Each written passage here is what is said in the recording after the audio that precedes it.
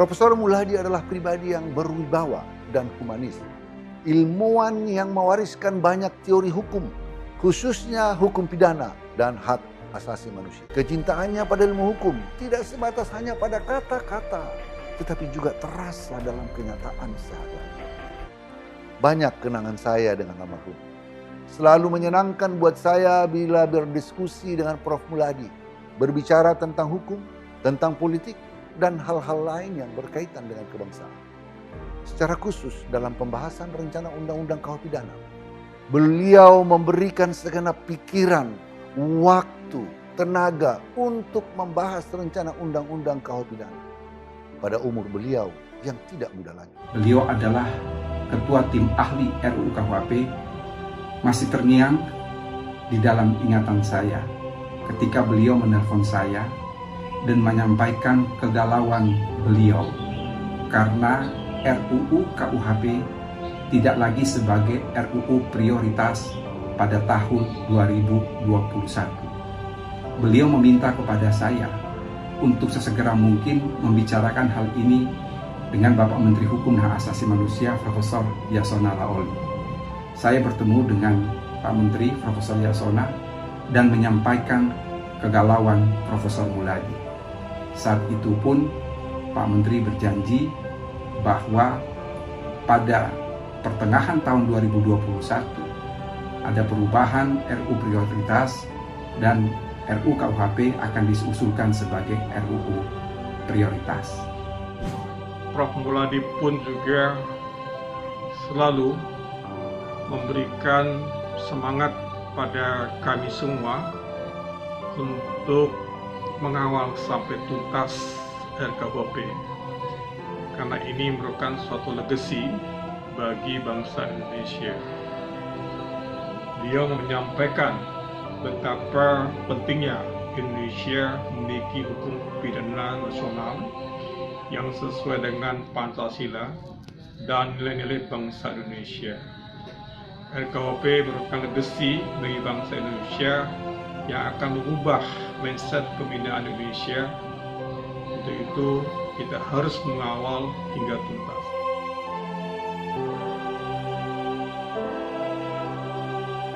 Pak Mulhadi merupakan satu sosok yang luar biasa. Satu sosok yang banyak mengajarkan kepada kita tentang bagaimana seorang akademisi dapat berkontribusi bagi negara kesatuan Republik Indonesia. Beliau sangat rajin menulis, yang membuat kami tertunduk malu karena kami tidak serajin Pak Mulhadi. Beliau juga tidak pernah pamrih, saudara-saudara, terutama untuk Republik ini. Semua dilakukannya untuk RUU KUHP. Dan saya juga tidak lupa pada saat Pak Mulhadi meneteskan air mata ketika kami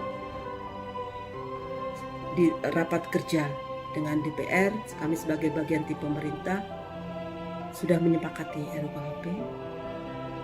Beliau meneteskan air mata. Itu ternyata kita bisa menyelesaikan RUU KUHP. Tapi ternyata air mata berikutnya juga diteteskan beliau ketika RUU KUHP gagal ditetapkan menjadi undang-undang. Beliau katakan, "Tut, malu kita sebagai guru besar hukum pidana bila tidak dapat menyelesaikan RUU KUHP.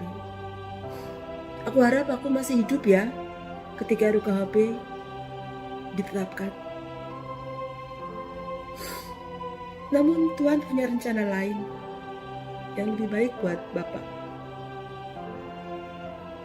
Namun legasinya tidak akan pernah kita lupakan." Yang saya sangat terkesan itu konsistensi seorang Mulhadi bersama dengan teman-temannya. Telah berlalu beberapa rejim di negara ini, tetapi beliau tetap konsisten di dalam upayanya melakukan pembaruan hukum. Kita ketahui bahwa dia adalah profesor yang sangat berusaha melakukan pembaruan KUHP kita.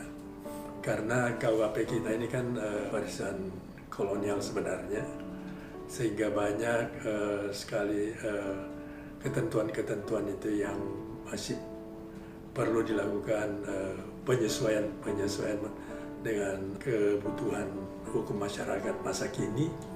Tetapi konsistensi dia di dalam upaya melakukan perubahan KUHP itu sangat patut diapresiasi. Beliau adalah putra bangsa yang kukuh dan konsisten dalam mempertahankan prinsip keilmuan. Keinginannya agar Indonesia memiliki kitab hukum pidana, hasil pemikiran bangsa Indonesia, bukan warisan Belanda. Terus beliau perjuangkan hingga akhir hayatnya. Perjuangannya tidak sebentar beliau lakukan, 35 tahun secara terus-menerus. Mengeluarkan pandangan dan gagasan agar hukum pidana Indonesia menjadi hukum yang bisa menjawab rasa keadilan bagi masyarakat Indonesia. Konsistensi memperjuangkan rasa keadilan, membuktikan bahwa almarhum adalah seorang akademisi yang lengkap, melihat dan mendengarkan apa yang terjadi di akar rumput, lalu mewujudkannya dalam bentuk pemikiran yang mampu menembus semua zaman. Sungguh, beliau adalah contoh seorang ilmuwan visioner dan pejuang pembaharuan hukum pidana yang pernah kita miliki.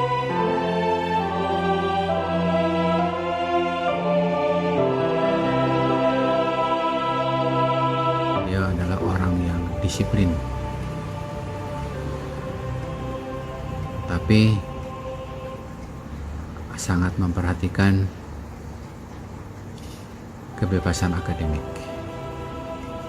Sebagai pendidik dalam bidang hukum pidana dan kriminologi, tidak membatasi diri untuk mendorong generasi muda dari Undip saja, tapi juga dari luar Undip. Beliau ini sepanjang yang saya kenal adalah seorang ilmuwan yang paripurna. Tidak hanya paripurna dalam jabatan akademik sehingga menjadi guru besar dan secara struktural pernah memimpin Undip sebagai rektor, tetapi beliau pernah menduduki jabatan publik pada semua cabang politik, menjadi anggota DPR MPR, menjadi menteri, dan juga menjadi hakim agung. Jarang orang yang bisa menduduki semua lini jabatan publik tadi. Kemudian ketika beliau menjabat sebagai Gubernur Lemhanas, ciri sebagai ilmuwannya juga tidak berhenti.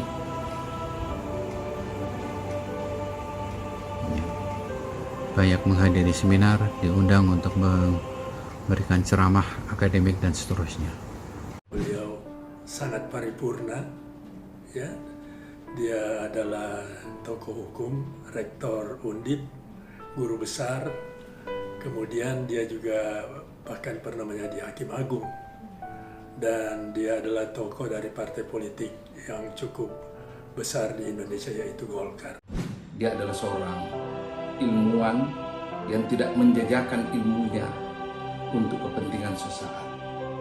Saya beruntung pernah berinteraksi cukup lama dengan beliau.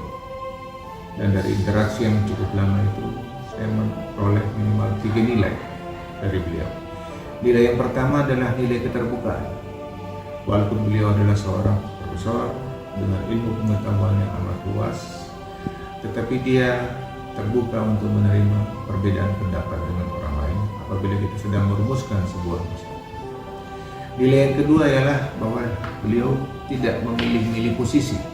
Apabila ada sebuah tugas yang diberikan kepada beliau, dia tidak memandang apakah dia harus ketua, apakah dia harus anggota. Dan nilai yang ketiga adalah nilai kerja keras. Setiap tugas yang diberikan kepada beliau, tidak ada istilah berhenti di tengah jalan. harus tuntas dengan hasil yang perfect. Beliau seorang guru besar yang apabila mengajar, materinya selalu update, yang selalu dirindukan mahasiswa. Saya salah satu mahasiswa yang tidak pernah absen apabila beliau ini memberi mata kuliah. Saya kagum kepada beliau apabila menjawab, apabila memberikan jawaban terhadap materi-materi yang ditanyakan oleh mahasiswa. Beliau sangat-sangat senang dan memberikan apresiasi kepada setiap mahasiswa. Dan saya terus terang aja bangga menjadi murid beliau.